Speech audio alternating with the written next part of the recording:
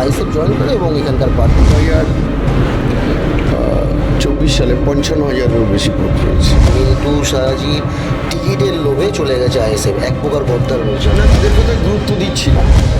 দীর্ঘদিন ধরে একটা জিনিস গেছে যে শাসক দল থেকে নির্বাচনে টিকিট না পেয়ে বিরোধী দল থেকে টিকিট নিয়ে দাঁড়িয়ে আবার জিতেওছে, বহু প্রমাণ আছে। তো সেই ইতিহাস যদি ঘাটা যায় এবং তারা পুনরায় আবার তৃণমূলে ব্যাক করেছে, আপনি ওকে জিতে ব্যাক করছেন। এই মুহূর্তে আমরা দাঁড়িয়ে আছি 120 নম্বর বিধানসভা দেগঙ্গায় এবং আমরা পাশে পেয়ে গেছি আইএসএফের প্রার্থী মিন্টুদা বলে পরিচিত মফিদুল হক।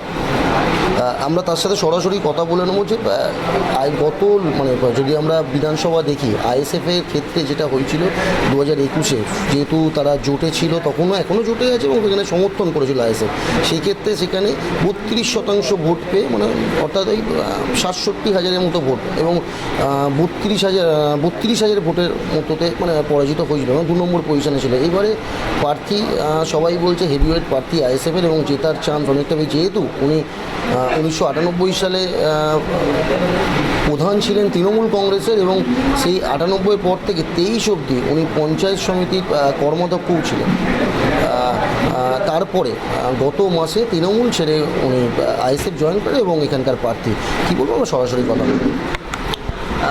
দাদা, আপনি তো তৃণমূলে দীর্ঘদিন রাজনীতি করেছেন, ডানপন্থী রাজনীতি, এবং এটাও ডানপন্থী একটি দল বলা যেতে পারে এবং কিন্তু বামপন্থীদের সমর্থন হয়েছে। 2021-এ এই কেন্দ্রে 2021 বিধানসভায় 32% ভোট পেয়েছিল আইএসএফ সমর্থিত প্রার্থী এবং তৃণমূল কংগ্রেসের রহিমা বিবি উনি পেয়েছিলেন কমপক্ষে 47% মতো ভোট। এই যে 15% ভোটের গ্যাপ, এটা কীভাবে এ করলেন? তার মধ্যে 24-এ তো একটা ভরাট করা যেতে পারে। দেখুন, আমাদের নেতা বাংলার পিছিয়ে পড়া মানুষের জন্য যিনি লড়াই করছেন, বিধায়ক নওশাদ সিদ্দিকী ভাইজান, তিনি যখন দলটা সূচনা করেছিলেন বা তৈরি করেছিলেন, তারপরেই 2021 সালে বিধানসভা নির্বাচন। তখন সংগঠনটা ঠিকঠাক হয়ে ওঠেনি বা করে উঠতে পারেনি স্বল্প সময়ে। প্রার্থী হয়েছিলেন কিন্তু করিম আলী, একেবারে একটা নতুন মুখ, রাজনৈতিক চেতনা খুব বেশি ছিল না, কিন্তু ছেলেটি খুব ভালো ছেলে ছিল করিমটি। তখন আমরা নির্বাচন করেছিলাম তৃণমূলের প্রার্থীর হয়েই, কিন্তু আমরা ভেবেছিলাম যখন রেজাল্ট বেরোলো আমরা 1 লক্ষ কত ভোট পেয়েছিল তখন তৃণমূল কংগ্রেস, আর করিম আলী পেয়েছিল 67,600 বেশি, 68,000-ই ধরে 1,01,05 পেয়েছিল তৃণমূল কংগ্রেস। তো সেখানে 32,000 কত ভোটে তৃণমূল কংগ্রেস এগিয়ে ছিল। 21 সাল থেকে 26 সাল, 21 সালের পরেই যে 2023 সাল পঞ্চায়েত নির্বাচন হয়েছিল, সেই নির্বাচনে 2021-এর আগে তাদের যা গ্রাম পঞ্চায়েতের সদস্য বা ছিল তার 3 গুণ বেড়ে গেছে কিন্তু 2023 সালে পঞ্চায়েত নির্বাচনে। যেমন আমার পাশের অঞ্চল নুননগর, এখানে কিন্তু তৃণমূল কংগ্রেস এককভাবে গরিষ্ঠতা পায়নি। 3 জন নির্দলের প্রার্থী ভাঙিয়ে পঞ্চায়েত গঠন করেছে। সেখানে আইএসএফ বামপন্থীরা 13টা বুথ গ্রাম পঞ্চায়েতের সিট জিতেছে। 2021 সালে নির্বাচনে যে ভোটটা তৃণমূল পেয়েছিল, 2023 সালে নির্বাচনে 2018 সালের গ্রাম পঞ্চায়েত নির্বাচনে এই দেগঙ্গায় আপনার 32 থেকে 33টা বিরোধীরা সিট পেয়েছিল, বামপন্থী আইএসএফ কংগ্রেস মিলে। এবারে 2023 সালে পঞ্চায়েত নির্বাচনে আমাদের এই 9টা অঞ্চলে সহিশেরপুর, নুননগর, বেড়াচা 1, বেড়াচা 2, হাতবিজিগ্র 1, আমুলিয়া, চৌরাশি, কলসুর, চাকলা, 74টা বুথে তৃণমূল কংগ্রেস হেরেছে এবং পঞ্চায়েত সমিতি হেরেছিল একটা 2023-এ, 18 2023-এ সেই পঞ্চায়েত সমিতিতে 4টে সিটে হেরেছে। অর্থাৎ 2021 সালে আইএসএফের যে শক্তি ছিল 2026-এর শক্তিটা অনেক গুণ বেড়ে গেছে। আমি পরিসংখ্যান দিয়ে যেটা বোঝালাম, নির্বাচনে যে 18 সালে রেজাল্ট ছিল, 2023 সালে নির্বাচন, তাছাড়া তৃণমূল কংগ্রেস অনেক বুথে ভোট জোর করে নিয়েছে। কিন্তু 24-এ যে লোকসভা নির্বাচন, 24-এ যে লোকসভা নির্বাচন হয়েছে, দেখুন বিধানসভা লোকসভা দুটো মেলালে হবে না।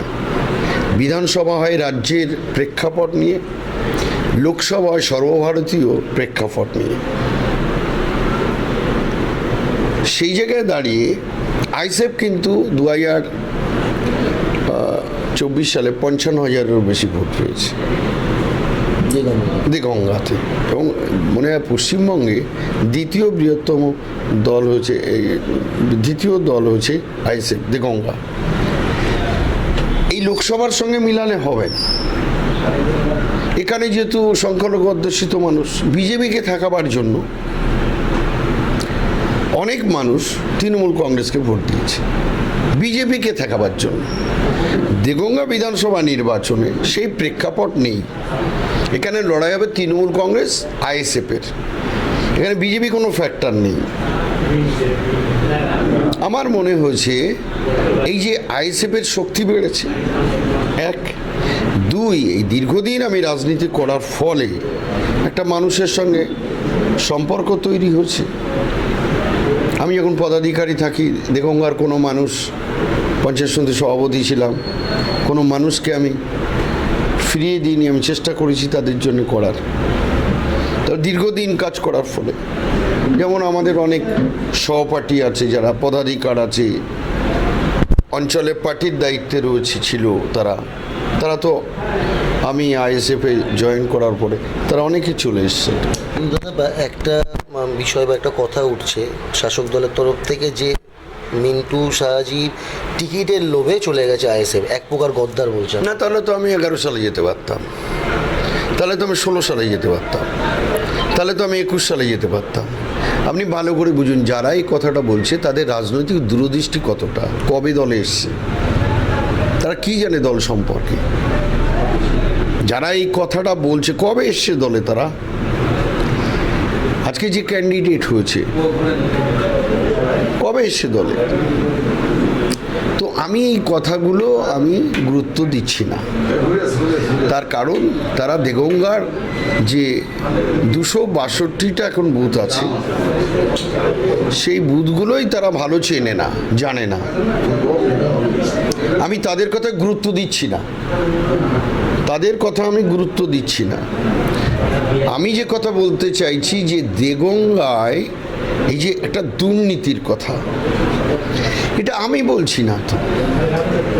আমি যখন মিছিলে হাঁটছি বা প্রচার করছি, আমি তাদেরকে বলছি সৌজন্যতা দেখাতে হবে, ব্যক্তি আক্রোশ নয়। কিন্তু কার মুখ কে থামায়?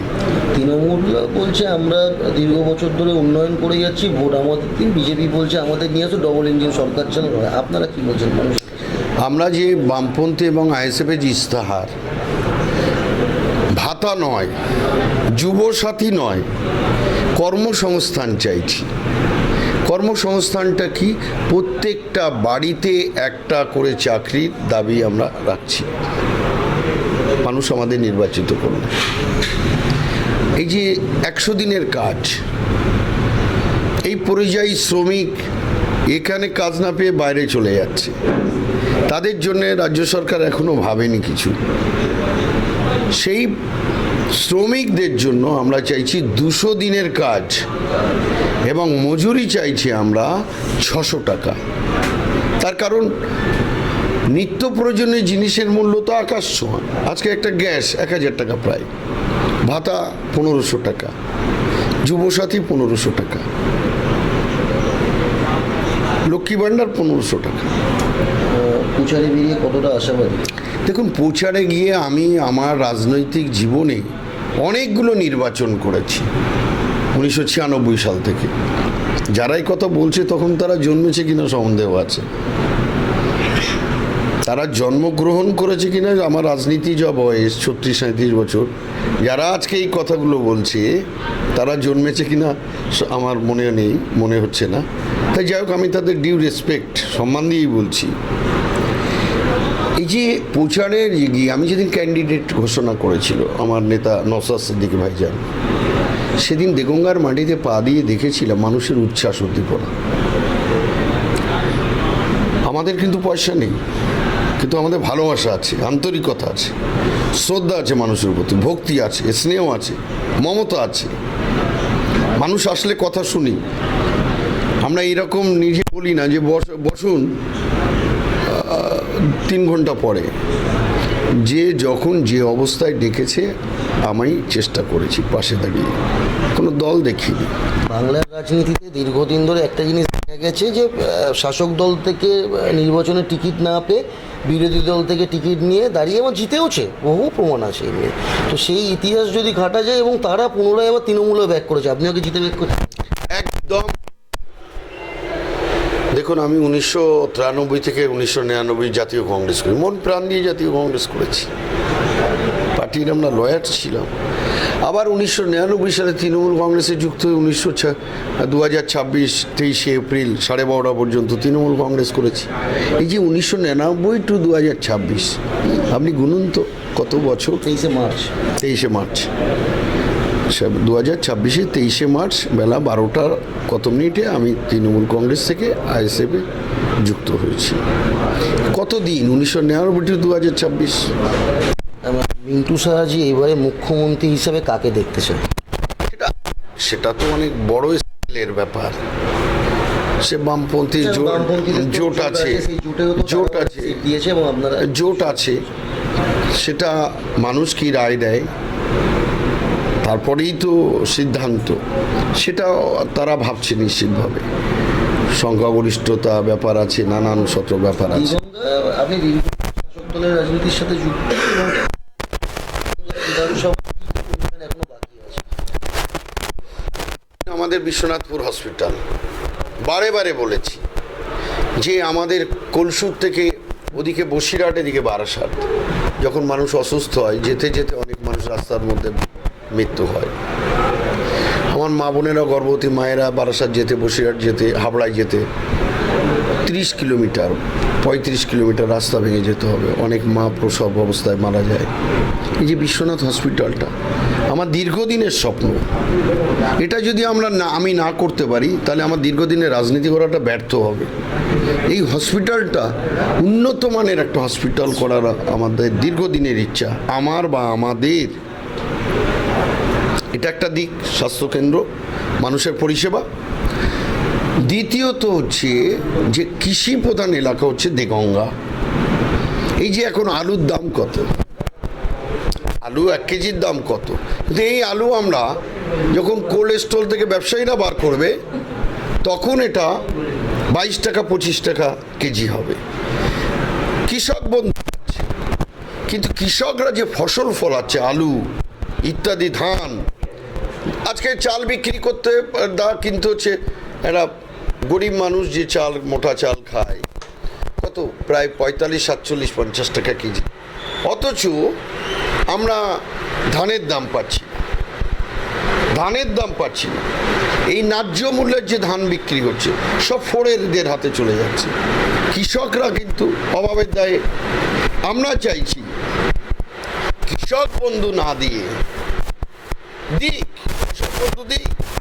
কীটনাশকের দাম কমানো হোক, ফার্টিলাইজার যেসব চাষবাসে যেসব সার প্রয়োগ করা হয় তার দাম কমুক। এই যে ডিজেল, যেটা পাম্পের সাহায্যে সেচ, তার দাম কমুক ডিজেলের। এই যে ইলেকট্রিকের যে 1 ইউনিটের যে দাম, সেই দাম কমাক, তবেই তো চাষিরা সচ্ছল হবে। দীর্ঘদিন ধরে যারা আপনি শাসক দলের সাথে যুক্ত ছিলেন, এই সমস্যা তো বাংলার মানুষের জন্য দীর্ঘদিন, তা আপনাকে তো সেভাবে প্রতিবাদ করতে দেখা যায়।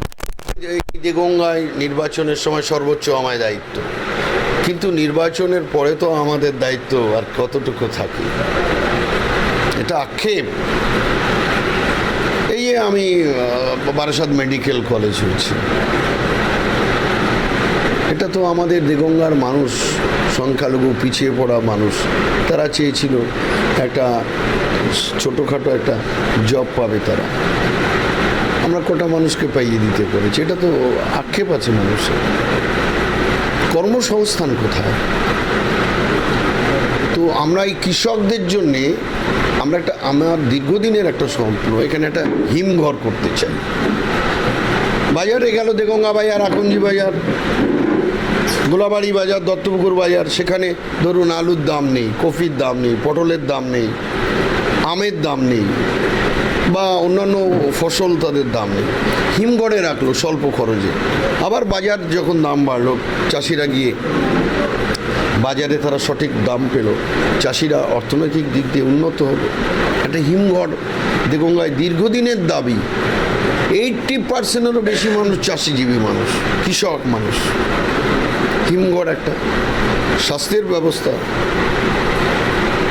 আর একটা ঘটনা আমি যেটা চাইছি, আমরা চাইছি যেটা, যে দেগঙ্গায় দেখবেন হ্যান্ড এমব্রয়ডারি, হাতের কাজ, এই যে বিভিন্ন এমব্রয়ডারির যে কাজ, বড় বাজার বিভিন্ন জায়গা থেকে নিয়ে এসে সেখানে সেলাই করে কাজ করে দিই।